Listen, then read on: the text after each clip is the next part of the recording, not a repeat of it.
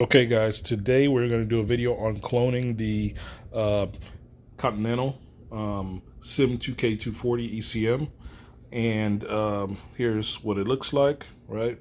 And to do this, first step you're going to want to do is open the case, and this one is actually pretty simple. You're going to use like a flat screwdriver to pry up all these tabs.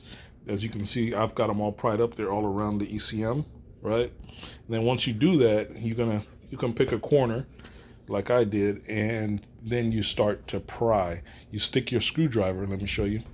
You're going to want to stick your screwdriver, a flat, small one, and then you're going to want to twist like that. That opens a space. You never want to dig into like that to where you can damage components on the board.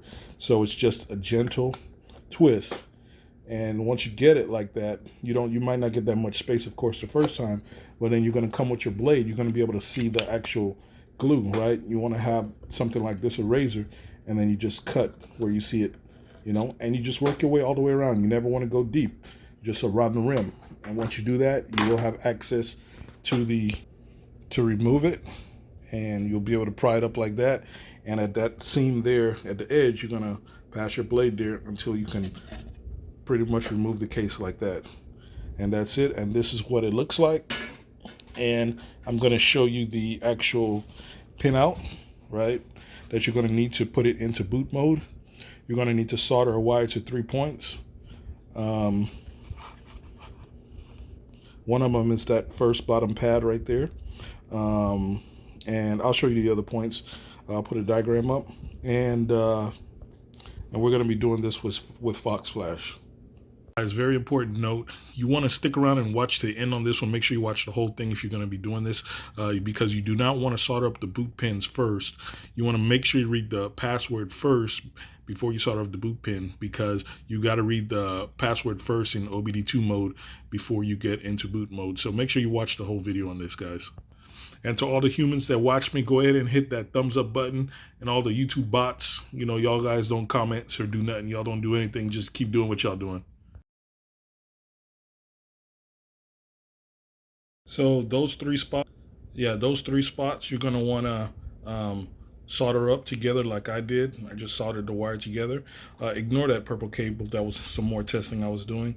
And then you want to connect it to the gray wire, which is actually the boot wire on the breakout cable.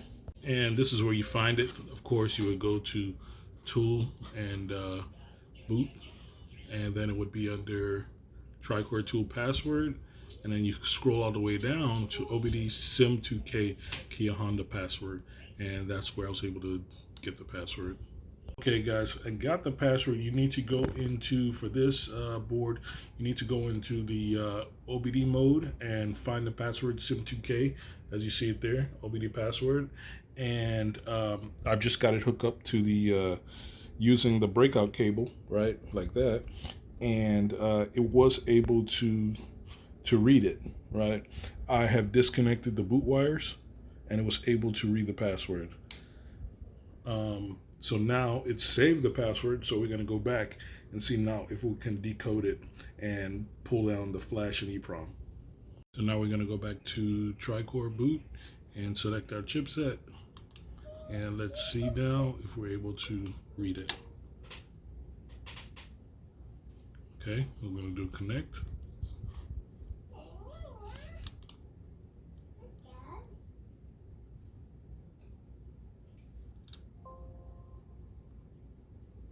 We got it off already.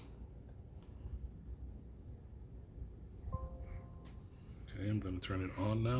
I've reconnected the boot pins.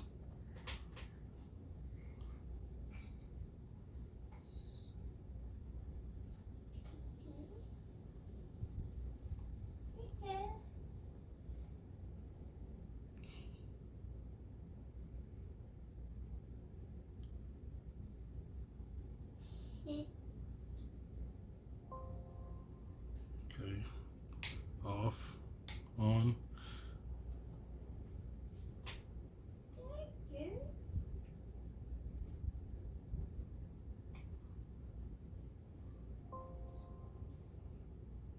Off, on.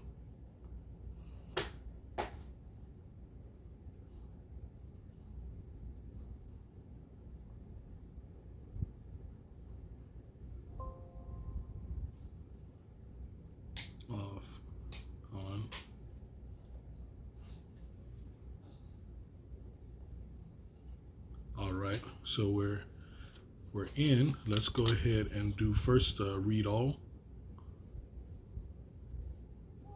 We did get an error message about the password this time now. Let's do a read all. We've got that.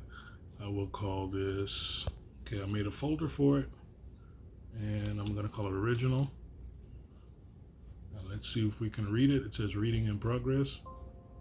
Remove and give power. That means turn the switch off and then back on. Enter. I'm still in boot mode. Still got the boot pins soldered up.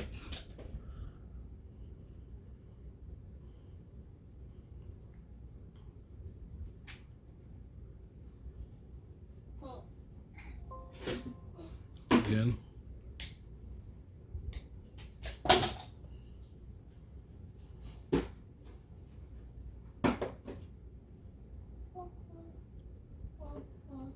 Looks like it's reading. It's at 2%.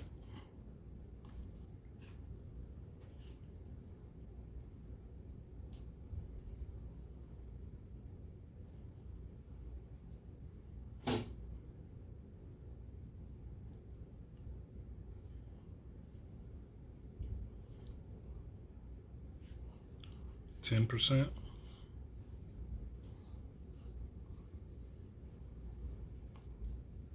I'm gonna go ahead and let this one roll, guys. I'll pause it and bring it back in unless there's something comes up. We're at 43 seconds because you can always see the time down there, so we won't make the video too long. So right at 1 minute, it came back and asked to do it again, so we're gonna do it again. Might be reading a different memory area, and that's the reason why. So let's see what happens. And it's continuing. So I'll bring you back. All right, again, here at 2 minutes and 20-second mark, off and on.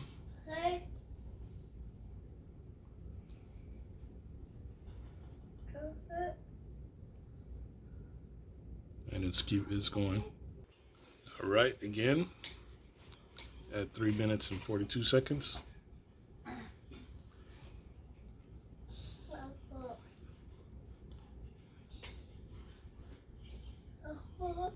All right, again at 5 minutes.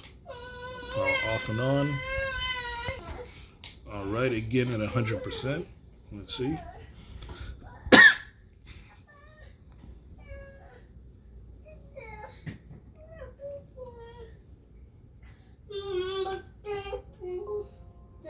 Again.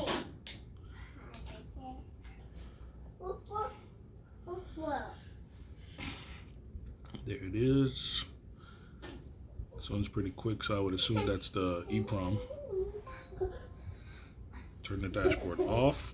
And when it says the dashboard, it's referring to the multifunction switch that cuts power to the ECM. So we got it off. And let's see how it wrote it. So this is how it wrote the files, guys. It wrote an all file with everything combined. Then we broke it down to the EEPROM and also the internal flash. And there's the actual password. So pretty good breakdown it does there, guys. And now to simply clone this unit, you would do the same thing. Open your replacement unit, and at that point you would then, of course, do write all. Okay, so basically with your replacement unit, the first thing you're going to do is connect. Once you connect, it's going to open up these options. Read, so you can back up everything, just like I showed you. But since you're going to clone your backed up image to the unit, now you'd select write all. Now it's going to it's going to prompt you to select the file, and of course we would select all in this case, right? Because we're just going to clone the entire unit. But if you wanted to, you could also write, I cancel that, write the EEPROM. So you would click write EEPROM, and it should prompt you to select the EEPROM, which is this one, of course. And then you would tell it okay, and it would then write that to the unit. And that's it for cloning the SIM2K-240 with the FoxFlash unit. If you didn't know, now you know. And guess what? Knowing is half the battle, boys. Like and subscribe, hit that thumbs up button, man. And I'm going to see you guys on the next one. Now, if we wanted to change the VIN number, you would open the EEPROM file here with an hex editor. And I'm using HXD. And the EEPROM is I'm sorry, the VIN is contained in 2 lines at 7400 offset right there, as you can see. And there is the VIN number. So you can just type in your replacement VIN number, and you would go down to the next line where it's at is F490, 480 rather. And again, you would change it here. You would save that, and you would write that back to the EEPROM, and then that would change your VIN number on a used Kia or Hyundai ECM. Also, the flash, you would open the internal flash file, and at 1110 offset, the VIN number is also there, so you can swap that out as well.